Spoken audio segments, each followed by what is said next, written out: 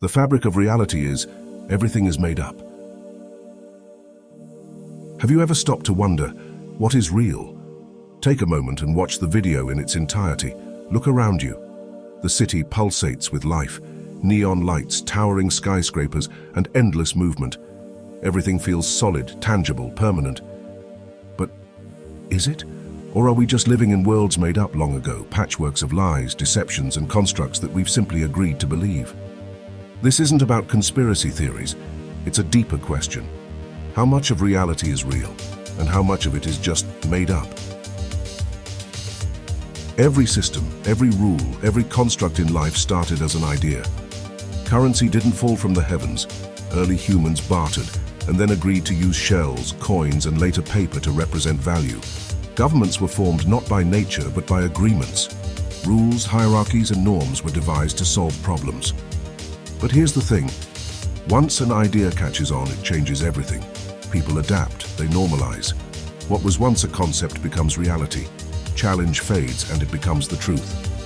And then we forget. It was made up to begin with. A young artist struggles to find inspiration while their bills pile up. Elsewhere, a cabbie sighs at another notification from a ride-sharing app. A child in a classroom asks, "Why do things work this way?" And the teacher hesitates. Let's take a closer look at how this happens.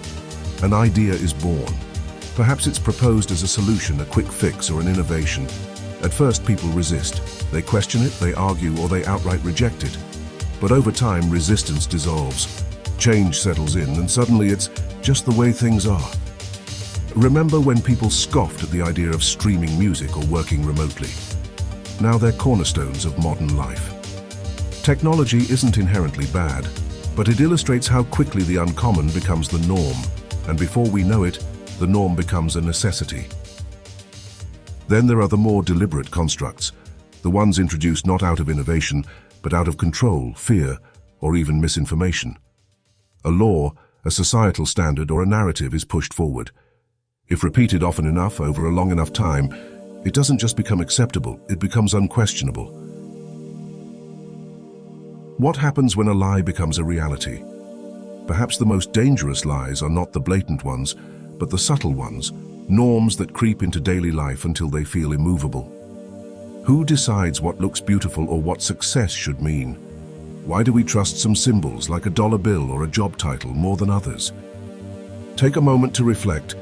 When was the last time you questioned a universal truth in your life?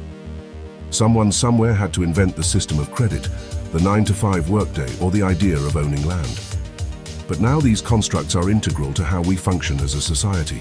They provide structure, yes, but at what cost? Perhaps the biggest lie we tell ourselves is that things couldn't be any other way. A character scrolls through social media, their face lit by the glow of their phone. Outside, the city continues unchanged, but their perception is consumed by curated images and videos. Take something as simple as social media.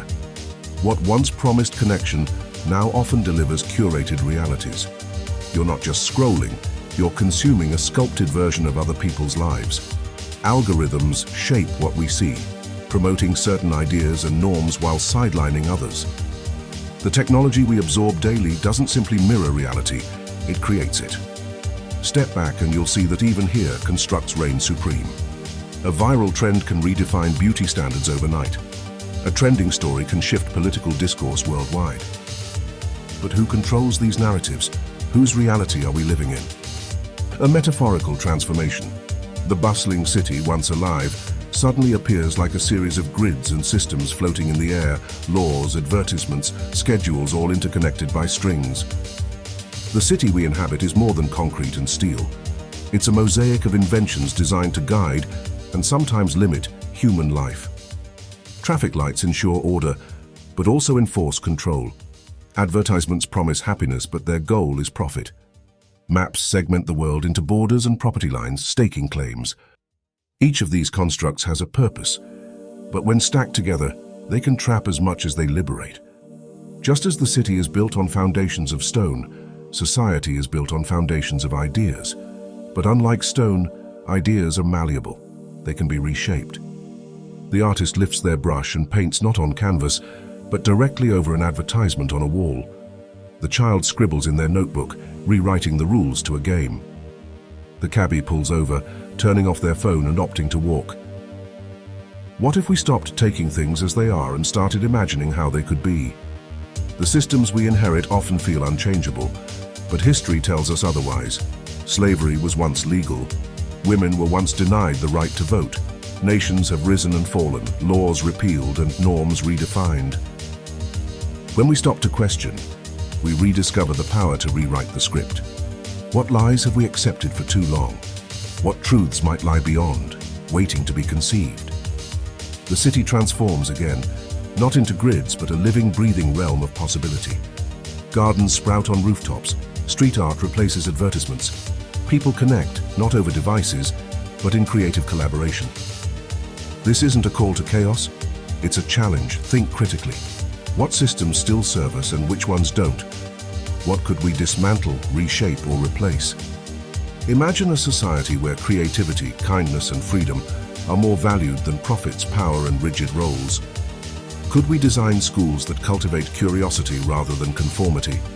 Cities centered around well-being rather than wealth? Systems that prioritize humanity over hierarchy? A montage of people in their thoughts. A shopkeeper, a dancer, a barista, a student, pausing in their day to consider their surroundings. As they reflect, subtle changes occur. Expressions soften, inspiration strikes, the wheels of change begin turning. The first step is awareness. When we recognize constructs, we learn how to challenge them. Reality is not as fixed as it seems. It's a canvas, one we're painting on together constantly. So ask yourself, what have I accepted without question? What could I create instead? The camera pans to an empty horizon or an open notebook. A faint breeze moves the pages, waiting for someone to write their story. Perhaps the greatest lie of all is that reality is unchangeable. But the truth? Reality has always been an act of creation, an act of imagination. What will you make of it? What lies are you living? And what truths could you create instead? Always seek knowledge. We are in this together. If we don't support each other, then who will? As always, thank you.